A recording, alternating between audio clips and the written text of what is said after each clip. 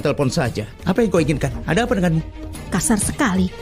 Kau tidak sadar betapa beratnya pekerjaan Tejas. Ya, aku tahu. Dia berdiri dan bekerja sepanjang hari. Dia bahkan bicara dengan pelanggan. Itu artinya dia sangat sibuk. Makanya dia sangat lapar. Mau 1 bekal atau 2 bekal, apa masalahnya denganmu? Asal kau tahu dia harus bekerja keras di sana. Benarkah? Ya, bukankah pekerjaanmu itu berat? Aku harus mencobanya dulu untuk tahu seberat apa pekerjaannya. Apa?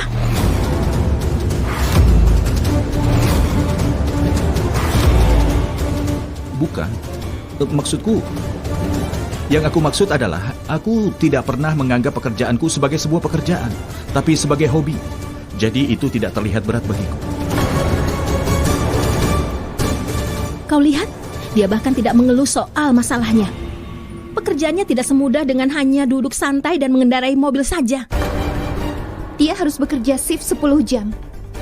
Entah hujan, dingin, atau panas, dia tidak pernah berhenti. Apakah itu terlihat mudah menurutmu? Dia sakit kepala atau sakit punggung. Kadang-kadang dia juga sampai melewatkan jam makannya. Kadang-kadang bekal makan siang yang aku siapkan untuknya tidak tersentuh. Dia hampir tidak punya waktu untuk bisa makan. Saat kalian berdua masih tidur di pagi hari, dia sudah bangun lebih dulu dan pergi bekerja. Dan dia juga yang pulang paling terakhir.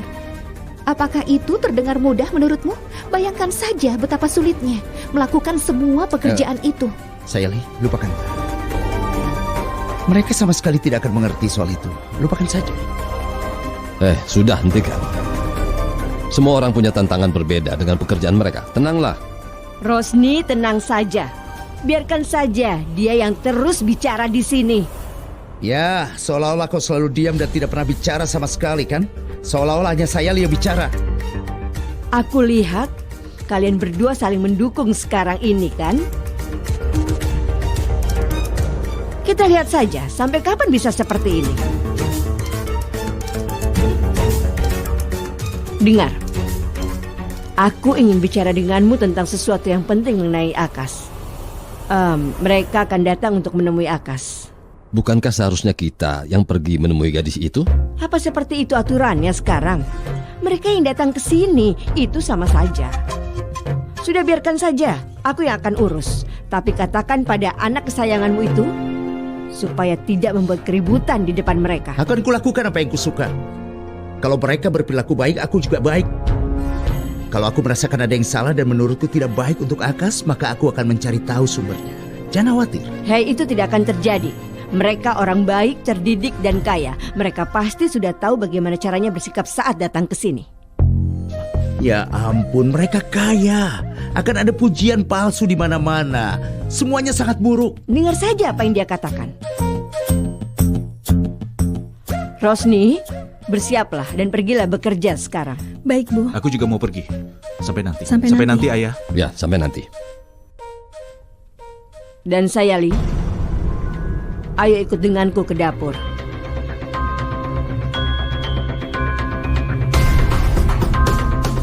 Ayo cepat sini.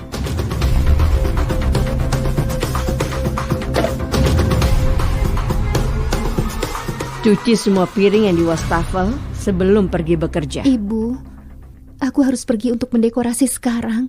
Aku akan mencucinya setelah aku kembali nanti. Simpan semua alasanmu itu untuk suamimu saja. Hentikan sandiwara ini di depanku. Kau mau aku harus menunggumu dulu sampai pulang? Kau bisa kerjakan pekerjaanmu itu besok malam, jangan hari ini.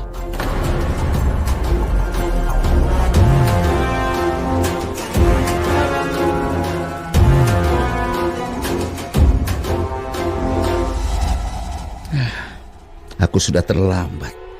Entah dia sedang menyuruh Sayali melakukan apa. Keluarga gadis itu akan datang menemui Akas besok. Siapkan camilan untuk mereka nanti. Kau bilang kau sangat sibuk kan sekarang? Kau bisa meluangkan waktu untuk ini kan? Ibu, aku juga ingin Akas memiliki kehidupan yang bahagia. Tapi aku akan siapkan semuanya nanti sore ya. Aku janji padamu. Dan ada satu hal lagi. Kau dan Sachin jangan sampai masuk ke rumah saat mereka datang. Kenapa, Ibu? Karena aku tahu kalian akan membuat keributan ataupun kegaduhan. Suamimu itu akan marah-marah dan membuat masalah. Dia hanya akan merusak semuanya nanti. Jadi kalian jangan masuk ke rumah.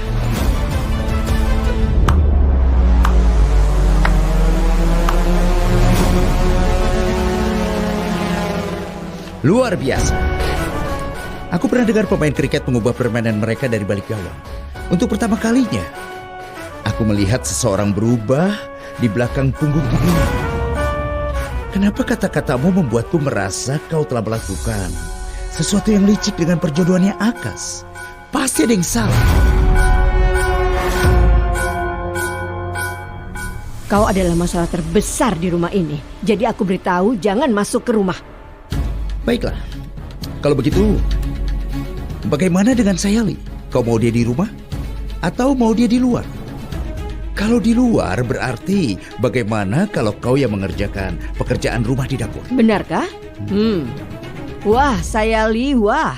Itu seperti membunuh 2 burung dengan 1 batu.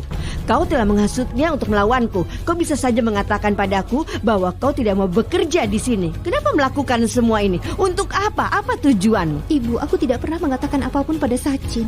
Dan aku tidak pernah menolak pekerjaan apapun. Kenapa ibu selalu menyeretku ke tengah-tengah perdebatan kalian? Jangan pura-pura polos. Lakukan saja seperti yang diperintahkan. Dan semuanya harus selesai hari ini. Mengerti? Kita belum selesai. Aku masih punya beberapa pertanyaan untukmu. Aku merasa kau berniat melakukan sesuatu yang jahat. Entah mereka yang mau menipumu atau kau yang menipu mereka. Aku harus mencari tahu. Berhentilah main-main jadi detektif dan tetaplah jadi sopir saja. Apakah kau sedang menginterogasiku? Kau pikir aku ini pelayanmu yang harus selalu menjawab pertanyaanmu itu? Biarkan aku pergi sekarang. Sachin, sudah biarkan saja. Ibu tidak ingin kita ada di sini. Jadi kenapa? Benarkah? Haruskah kita pergi dari rumah setiap kali dia menyuruh kita? Semakin dia ingin kita keluar dari sini, semakin aku ingin tetap ada di rumah ini. Aku punya banyak penumpang yang harus dijemput besok. Batalkan saja. Sayali, aku batalkan semua perjalananku dan tetap di rumah. Punggungku terasa sakit karena harus mengemudi terus-terusan. Aku mau di rumah saja. Oh iya, kau juga cuti saja besok. Kau sudah bekerja sangat keras. Waktunya untuk menonton drama di rumah ini. Mari kita di rumah saja besok. Itu pasti akan menyenangkan. Mari kita tetap di dekat ayah dan bersantai bersama.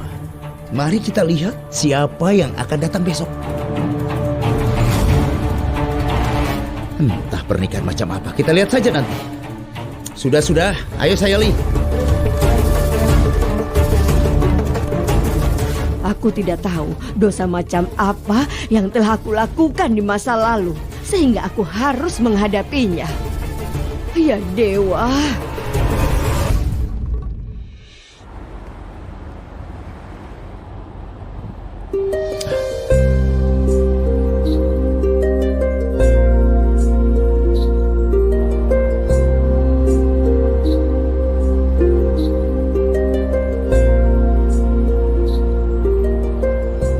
Bolehkah aku tanya, kenapa wajahmu terlihat kesal begitu? Katakan saja, aku tidak melakukan banyak hal untuk membuatmu sekesal itu. Itulah masalahnya. Kau mengatakan hal-hal yang selalu saja membuatku marah. Dan begitu aku marah, kau malah bertanya kenapa aku marah padamu. Kenapa harus tanyakan itu kalau niatmu memang untuk membuatku marah? Dengar Sayali, kalau kau sedang kesal, aku bernapas pun itu akan membuatmu. Haruskah aku berhenti bernapas sekarang ini? Katakan padaku, kau mau membahasnya atau mau diam saja? Kau punya masalah di sini tapi kau tidak peduli dengan pertanyaanku. Aku jadi merasa sepertinya semua pria sering menggunakan waktu mereka hanya untuk mencari tahu kenapa istrinya marah. Seolah-olah mereka tidak punya pekerjaan lain.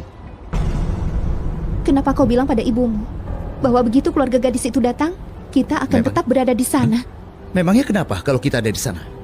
Itu bukan masalah kecil, itu soal pernikahan Akas. Dan kita seharusnya ada di rumah. Kenapa harus di rumah? Sementara